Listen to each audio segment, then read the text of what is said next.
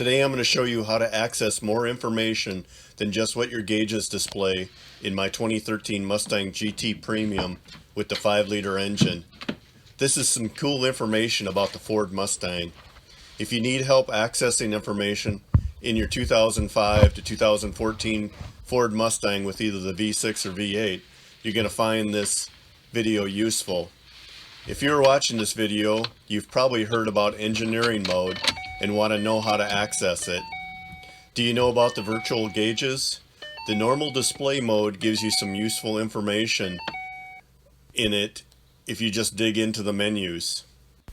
Before we get started, I wanted to say I have many other videos showing general automotive work, modifications, and tips.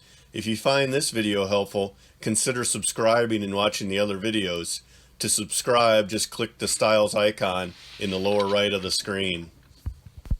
Sure, engineering mode is a cool hidden feature, but I don't know how useful it is. Yeah, the digital speedometer and digital tach are cool, but not so useful. You can watch the needle of your analog tach bounce off the red line as you go down the quarter mile, and you should be watching the road, not the speedometer anyway. I'll show you a couple of things that may be useful for troubleshooting. We're going to be using the instrument controls on the left side of the steering wheel to access the information display. In my GT Premium, the information display is in the center. I know on a lot of the other cars without the Premium, you have a display in the speedometer. Engineering mode works the same way. If you don't have the OK button, then you have a reset button that you hold down to access engineering mode.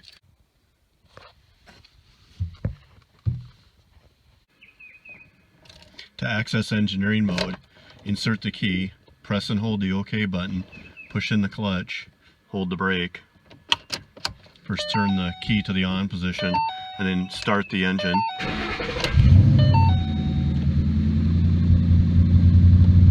Once you have the gauge test, you're now in engineering mode.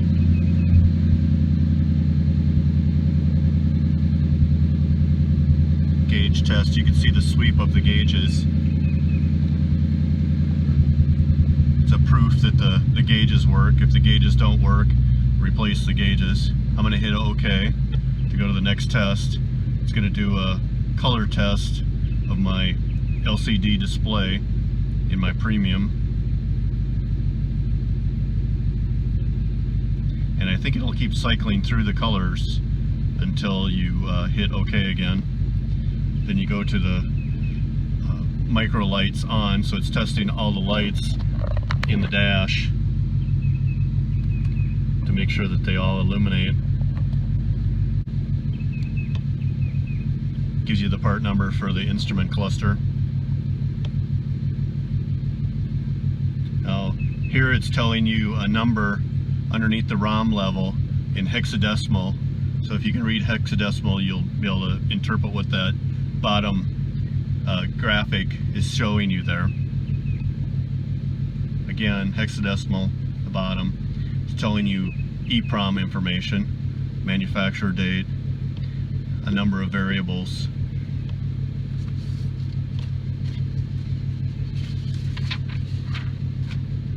One of the things that you can do is if you can interpret the hexadecimal, so we get to the, here's the continuous diagnostic test codes. Now if you can interpret that number and you have a chart, if you have the manual, you can interpret that number and try to figure out what the diagnostic test codes is. The easiest thing is just to use a reader on your OBD2 port and get the code, but you can get it from here. Someday maybe Ford will be smarter and allow you to get the full output of the code with the code in the description, so you don't have to use a reader on the port.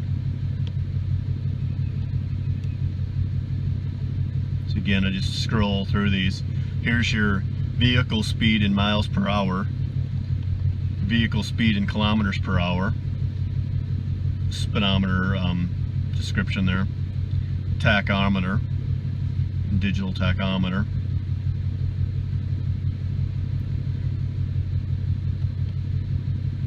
fuel level, and it's giving you a indication of what the fuel status is there.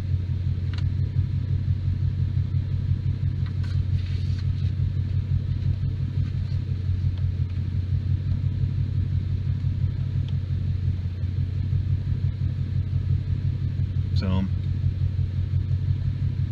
I'll just scroll through these again. If you have a manual to interpret these, you can try to figure out what they mean, but for the most part it's just easier to use the diagnostic port and go in the OBD2 port. Now the battery voltage, that's handy to have, but I can show you how to get into that in the regular display.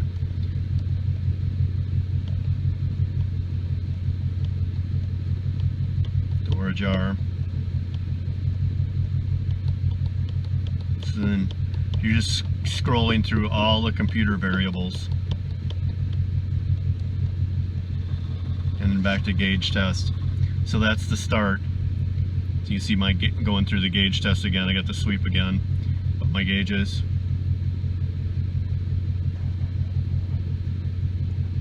I'm going to get out of the engineering mode, shut the car off, turn the key off.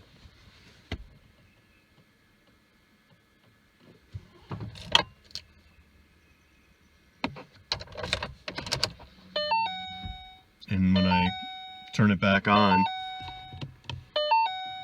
it should be out of engineering mode. Like I said, if you know how to interpret those diagnostic test codes, that's probably the only thing that would be useful, unless you want to try to interpret something coming from a sender like the fuel sending unit or one of those and try to figure out. But there's other ways to test those though, so I don't know how useful this is. The most useful thing for this is to for the dealer, or for you to interpret that the memory in your powertrain control module, your EPROMs are working properly, the memory's all working fine, and that the EPROM's working fine, I guess is what you can get out of that. Let me show you a couple of things. I think right here, if you go under information and system check, of course there's my oil life again that keeps popping up. I need to change the oil. The car's been sitting all winter. It's been in storage all winter and I need to change the oil. So you can go through the system check and you get those variables to make sure those are all okay. That's handy to have for additional information that's not normally displayed in your analog gauges. Another thing is your gauge mode here. When you go into this, you have these different variables that are coming from the computer too, and like oil pressure is low right now, the engine's off, and oil temperature. So here's the voltage. You can use that to interpret whether your battery's good. My battery's on a charger right now, so it's got a stay alive charger, so it's at 12.1 volts. You can interpret whether your alternator's working properly. And an alternator needs to charge from 13 to about 15 volts. So depending on the state of charge of the battery and what loads on it. So you can use that to determine that.